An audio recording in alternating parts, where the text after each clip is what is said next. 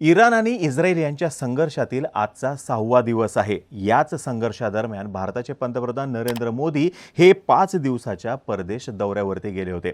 या दरम्यान त्यांनी सायप्रस, कॅनडा आणि क्रोएशिया या देशांचा दौरा केला, जो एकूण जागतिक संघर्ष पाहता फार महत्त्वाचा दौरा होता। काल त्यांनी G7 बैठकीमध्ये सहभाग घेतला। ऑपरेशन सिंदूर नंतरचा पंतप्रधान नरेंद्र मोदी यांचा हा पहिलाच परदेश दौरा होता आणि या दौऱ्यामध्ये त्यांनी कॅनडातील G7 देशांच्या बैठकीमध्ये आपली उपस्थिती लावली। तसंच अन्य देशांच्या अध्यक्षांशी, प्रमुखांशी त्यांच्या ज्या भेटीगाठी झाल्या त्या फार महत्त्वाच्या होत्या। याच एकूण जागतिक अस्थिरतेच्या दरम्यान ट्रम्प यांनी सुद्धा G7 बैठक अर्धवट सोडल्यामुळे एकूणच टेन्शन वाढणार असा कयास बांधला जात होता, पण सुदैवाने अजूनपर्यंत तसं काही झालेलं नाहीये। आज आपण माहिती घेऊयात पंतप्रधान नरेंद्र मोदी यांच्या या परदेश दौऱ्यामधून काय साध्य झालं, तो दौरा का महत्त्वाचा होता, यासोबतच G7 मध्ये नेमकं काय ठरलं आणि G7 मधून नेमकं काय साध्य झालं याच्यावरती सुद्धा आपण प्रकाश टाकण्याचा प्रयत्न करूयात। नमस्कार, मी अनुराग जाधव बोलबिडूवरती तुम्हा सर्वांचं अगदी मनापासून स्वागत करतो। पंतप्रधान नरेंद्र मोदी यांनी हा जो दौरा केलेला होता, हा दौरा इराण आणि इस्रायल यांच्यातील संघर्षाच्या पार्श्वभूमीवरती झालेला दौरा होता। या दौऱ्यामध्ये त्यांनी सायप्रस, कॅनडा आणि क्रोएशिया या देशांचा जो दौरा केला तो स्ट्रॅटेजिकली फार महत्त्वाचा होता। या दौऱ्याचे एकूण स्ट्रॅटेजिक टायमिंग आपण बघता जागतिक व्यासपीठावरून पंतप्रधान नरेंद्र मोदी यांनी जागतिकदृष्ट्या एका महत्त्वाच्या विषयावरती आपली ठाम भूमिका मांडलेली आहे। सायप्रसमध्ये मोदी यांनी त्यांच्या भूमिकेचा पुनरुच्चार केला की हा काळ युद्धाचा नाही। रशिया आणि युक्रेन यांच्यातील युद्धादरम्यान त्यांनी तशीच काहीशी भूमिका मांडलेली होती आणि आता सुद्धा त्यांनी तशीच भूमिका मांडलेली आहे की हा काळ युद्धाचा नाही। तसंच इराण आणि इस्रायल यांच्यातील संघर्षामध्ये भारताची भूमिका ही शांततेचीच आहे आणि चर्चेने प्रश्न सोडवण्याची आहे, हेही त्यांनी स्पष्ट केलेलं आहे।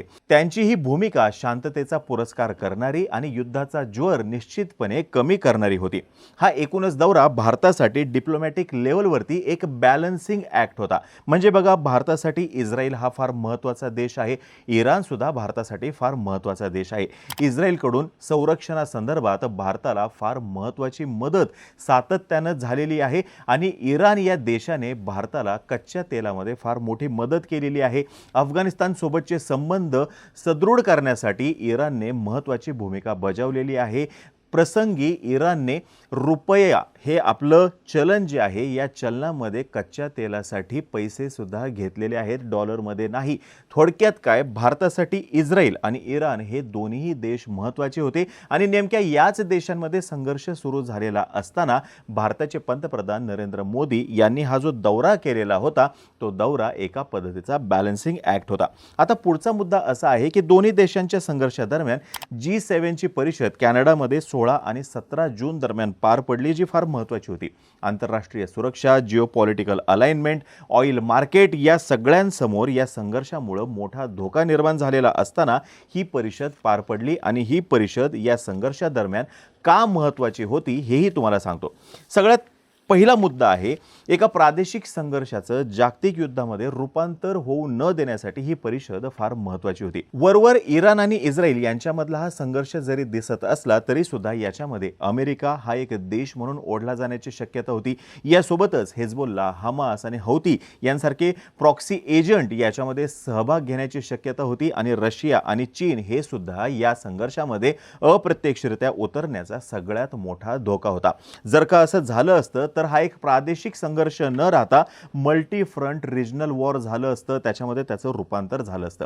G7 परिषदेमध्ये येथील प्रमुख नेत्यांनी या परिषदेच्या व्यासपीठाचा वापर संघर्षाची तीव्रता कमी करण्यासाठी, बॅकडोर डिप्लोमसीसाठी, तसंच या संघर्षाचं युद्धामध्ये रूपांतर न होऊ देण्यासाठी आणि आम्ही सर्वजण एकत्रित आहोत हा संदेश देण्यासाठी केला, जे फार महत्त्वाचं होतं। पुढचा महत्त्वाचा मुद्दा आहे एनर्जी सिक्युरिटीचा। इराण आणि इस्रायल या संघर्षामध्ये इराणने एका क्षणाला होमरूजची सामुद्रधुनी, ज्याला स्ट्रेट ऑफ होमरूज म्हणतात, ते ब्लॉक करण्याचा इशारा दिलेला होता। आता जर का ही सामुद्रधुनी ब्लॉक केली गेली असती तर जागतिक कच्च्या तेलाचा जो पुरवठा आहे तो कुठेतरी जाऊन हॅम्पर झाला असता।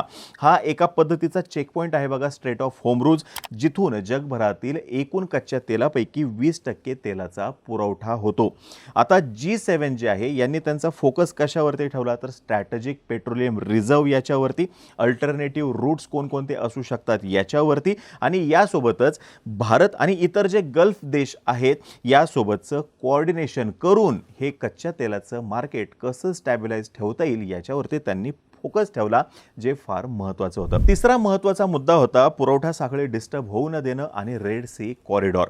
दोन्ही देशातील संघर्षामुळे India middle east Europe corridor आणि लाल समुद्रातील समुद्री व्यापार हे दोन्हीही डिस्टर्ब होण्याच्या मार्गावरती होते.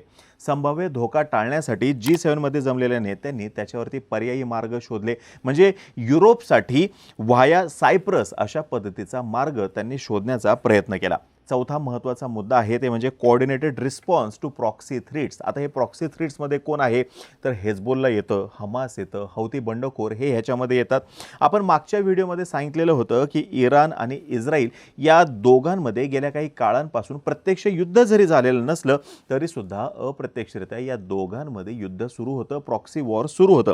याच्यामध्ये सायबर अटॅक, ड्रोन अटॅक यासोबतच दोन्ही देश एकमेकांचे प्रमुख नेते, प्रमुख माणसं यांच्यावरती अटॅक करत होते, त्यांचा ते त्या ठिकाणी अंतसुद्धा करत होते. आता इराणने गेल्या काही दशकांमध्ये हे जे उभे केलेले प्रॉक्सी घटक आहे, ज्याच्यामध्ये हेजबोल्लाचा समावेश होतो, हमासचा समावेश होतो, या घटकांनी सातत्याने इस्रायल विरोधात संघर्ष करण्याची भूमिका घेतलेली होती. आता सध्या जो संघर्ष सुरू आहे या संघर्षामध्ये इराणकडून याच घटकांचा वापर होण्याची शक्यता होती, ज्याच्यामुळे युरोपवरती दहशतवादी हल्ला होण्याची भीती होती, सायबर हल्ला सुद्धा होण्याची भीती होती. G7 मध्ये उपस्थित राष्ट्रांच्या प्रमुखांनी stronger intelligence, cooperation, maritime patrols, coordination याच्या माध्यमातून या घटकांना दाबून ठेवण्यामध्ये फार महत्त्वाची भूमिका बजावलेली आहे आणि त्याच्यामुळे ही परिषद फार महत्त्वाची ठरलेली आहे.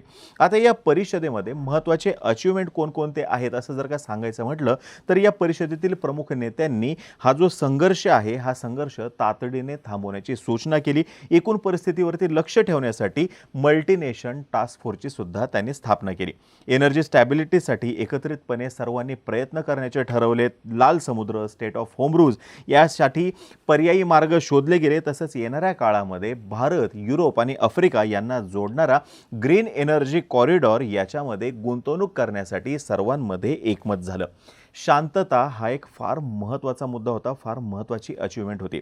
भारताचे पंतप्रधान नरेंद्र मोदी, कॅनडाचे जस्टिन ट्रुडो आणि फ्रान्सचे इमॅन्युएल मॅक्रॉन या सर्वांनी एकत्रितपणे हा काळ युद्धाचा नाही अशी जाहीर भूमिका घेतली आणि या सर्व संघर्षामध्ये G7 एक मध्यस्थ म्हणून भूमिका बजावू इच्छितो, संघर्ष वाढवणारी नाही असा सुद्धा त्यांनी संदेश दिला. सगळ्यात महत्त्वाचा मुद्दा असं म्हणू शकतो की या दोन्ही देशांमधील संघर्षामुळे कच्च्या तेलाच्या किमती मोठ्या प्रमाणामध्ये भडकण्याची शक्यता होती. पहिल्या 2 दिवसांमध्येच 10 ते 15% कच्च्या तेलाच्या किमती वाढल्या होत्या. त्या कदाचित 30 ते 40% वाढू शकतात असा सुद्धा अंदाज वर्तवला जात होता. पण पर्यायी मार्ग उपलब्ध झाल्यामुळे, सर्वांनी एकत्रित प्रयत्न करण्याचे ठरवल्यामुळे कच्च्या तेलाच्या किमती या स्थिर राहिल्या. या एकूणच संघर्षामध्ये G7 मधील कोणत्याही देशाने मिलिटरी इन्व्हॉल्वमेंट केली नाही, ज्याच्यामुळे या संघर्षाचं युद्धामध्ये रूपांतर झालं नाही. या संघर्षाचा रशिया आणि चीन यांनी फायदा उचलला असता आणि एकूणच या संघर्षाची तीव्रता बघून, त्याच्यातून होणारे फायदे बघून युद्धाचा भडका कसा ओढेल यासाठी त्यांनी प्रयत्न केले असते, जे या सर्वांनी एकत्रितपणे हाणून पाडले असं इंटरनॅशनल मीडिया म्हणताना दिसते. आता आपण असं म्हणू शकतो की या वेळेस कॅनडामधली G7 राष्ट्रांची जी परिषद झाली ही एक परिषद नव्हती, तर एकूण परिस्थिती बघता तो एक इमर्जन्सी डिप्लोमसी प्लॅटफॉर्म होता, ज्याच्यामुळे संघर्षाचं युद्धामध्ये रूपांतर झालं नाही. यासोबतच कच्च्या तेलाच्या किमती स्थिर राहिल्या. भारताच्या दृष्टीने जर का बघायला गेलं तर भारतीय पंतप्रधानांनी युद्धासंदर्भात मांडलेली भूमिका ही फार महत्त्वाची ठरली. आपण परत हेच म्हणत आहोत की हा काळ युद्धाचा नाही आणि जे काही प्रश्न आहेत ते चर्चेने सोडवले पाहिजेत. कॅनडामधील या 2 दिवसीय परिषदेमुळे निश्चितपणे हा संघर्ष थांबलेला नसला तरी सुद्धा याच्यामध्ये इतर देश आणि इतर घटक ओढले गेले नाहीत, हे सुद्धा यश फार मोठं आहे. आता याच विषयाची माहिती घेत असताना आपल्या व्हिडिओसाठी एक खूप छान वाक्य माझ्या वाचनामध्ये आलं. ते असं की the G7 served as a diplomatic firewall, not a solution but a shield जे फार महत्त्वाचं आहे. सर्व प्रमुख राष्ट्रांच्या नेत्यांचं या संदर्भात एकमत झालं की इस्रायलला स्वतःचं रक्षण करण्याचा पूर्ण हक्क आहे. यासोबतच इराणवरती एकूणच त्यांचा अण्वस्त्र कार्यक्रम थांबवण्यासाठी दबाव सुद्धा निर्माण करणं गरजेचं आहे. या संघर्षाची आपल्या देशाला, आपल्या नागरिकांना झळ बसू नये यासाठी सगळ्यांकडून काळजी सुद्धा घेतली जात आहे. आता पुढं काय हा फार महत्त्वाचा प्रश्न आहे. भारत, फ्रान्स, ओमान आणि कतार हे देश या संघर्षामध्ये महत्त्वाचे मध्यस्थ म्हणून समोर येताना दिसत आहेत. युनायटेड नेशन आणि युरोपियन युनियनचे डिप्लोमॅट्स परिस्थिती नियंत्रणात आणण्यासाठी प्रयत्न करताना दिसून येत आहेत.